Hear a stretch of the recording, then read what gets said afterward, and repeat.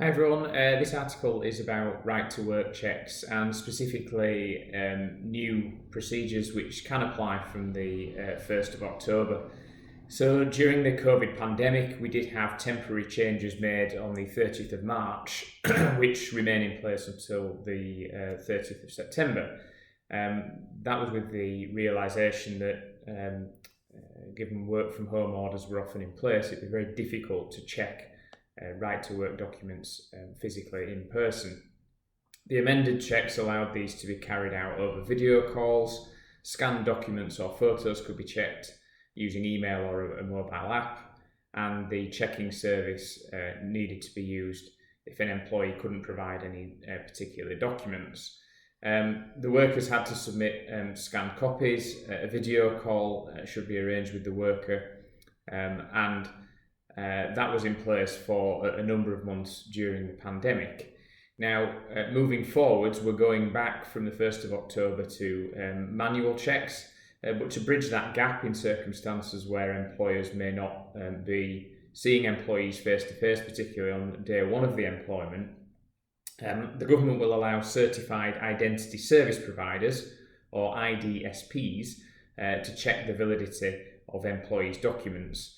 So these IDSP organisations have to register with the government. There is a list on the gov.uk website of approved suppliers.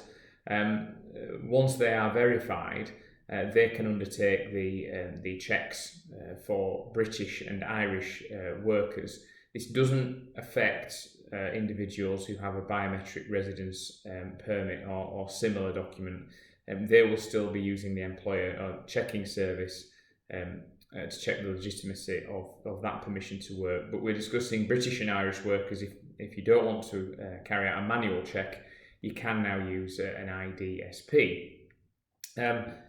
If you are engaging with an IDSP, we understand from the 1st of October, the process will be that the prospective employee uploads a copy of their passport and an image of themselves to the IDSP's app or portal. The IDSP returns a report on authenticity of the document, which is then shared with the employer. The employer retains a clear copy of the report in a format that cannot be altered.